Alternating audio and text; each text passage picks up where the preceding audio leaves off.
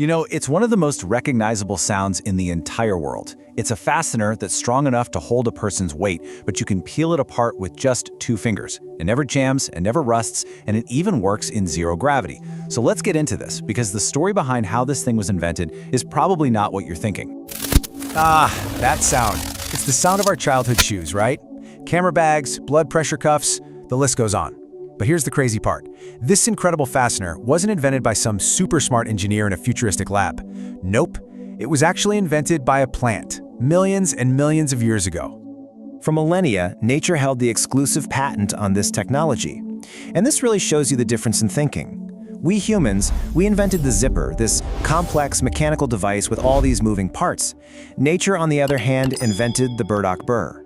And this is the story of how one day, humanity just took a walk in the woods and kind of stole the idea. So our story doesn't start in a workshop or a laboratory. It starts on a trail, high up in the mountains. It's really just a classic case of the right person being in the right place with the right kind of problem, stuck all over his pants. Okay, picture this. The year is 1941. A Swiss engineer, a guy named George de Mestral, is out for a nice hike with his dog, Milka.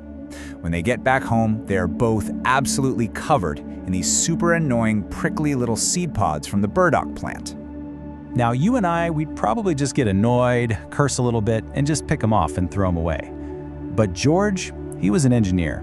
He wasn't just annoyed, he was genuinely fascinated. He had to know, what was the secret? How in the world did these tiny things have such an incredible grip on his wool socks and his dog's fur? His curiosity just completely took over, and he popped one under his microscope. And what he saw in that eyepiece, well, it would go on to change engineering forever.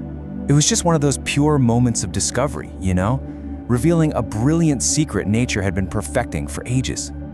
De Mestral probably thought he was going to find some kind of natural glue, right? Maybe a sticky slime, or just tiny sharp spines that were piercing the fabric. But what he actually saw under the lens was so much more elegant. He saw hooks. The very tip of every single spine on that little burr was curled into a perfect, microscopic, rigid hook. And when he looked at his wool socks and his dog's fur, he saw they were made of thousands upon thousands of soft, messy loops. So when the burr came into contact with the fabric, it was like a mechanical marriage. Hundreds of tiny hooks instantly latched onto hundreds of loops. Now here's the key. Individually, each one of those little hook and loop connections was actually pretty weak, really easy to break.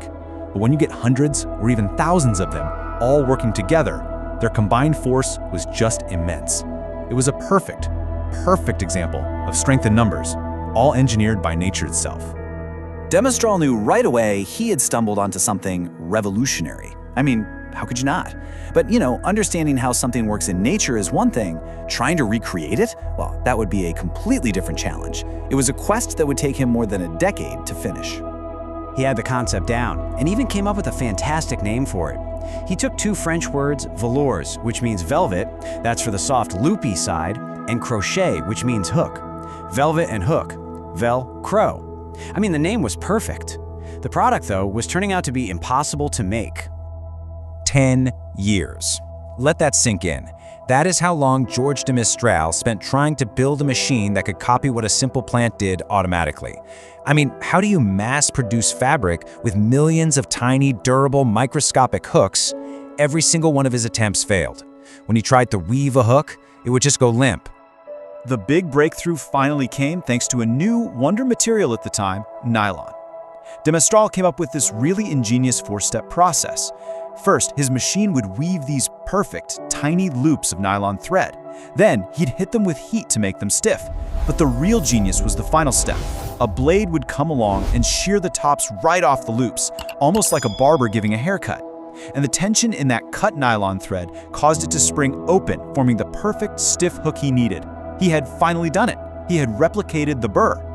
So after a decade of grinding away, he finally took his invention out into the world. And the fashion industry? They basically laughed him out of the room. They thought it was ugly, cheap-looking. They hated that it was made from a synthetic material. They just saw it as a gimmick, not the future. His big idea was a total commercial flop. But there was one group of people who couldn't have cared less about fashion. All they cared about was function and survival, and that group was NASA. And they had this very specific and very dangerous problem to solve. See, in the weightlessness of space, there is no down. And Velcro was the absolute perfect solution. The astronauts used it for, well, everything. They stuck wrenches and tools to the walls of the capsule, they secured their pens, attached patches to their spacesuits, and kept their food trays from floating away. That RIP of Velcro literally became the unofficial soundtrack of the space age. NASA made it famous. You know, the story of Velcro is way more than just a clever invention. It's the perfect poster child for this powerful and growing field of science. It's all about looking to the world's greatest inventor for a little bit of inspiration. The official term for this is biomimicry, and it's a pretty simple idea. Nature, through billions of years of trial and error evolution, has already solved a lot of the problems we're still struggling with today. The burdock burr needed a way to spread its seeds, so it evolved the perfect grip. We just had to be curious enough to take a closer look. Think about it like this. Why would you spend millions of dollars on research and development when nature has already done all the hard work for you? The answers are out there. They've been tested and refined over aeons. We just need to get better at translating them from the language of biology into the language of engineering. And that really leaves us with a final, fascinating thought, doesn't it? The invention of Velcro, a product we see everywhere, all started with this simple walk in the woods with a dog. It just makes you wonder, what other revolutionary technologies are all around us right now? Clinging to a dog's fur, buzzing past our ear, or maybe even growing in our own backyards, just waiting for a curious mind to stop and ask, how does that work?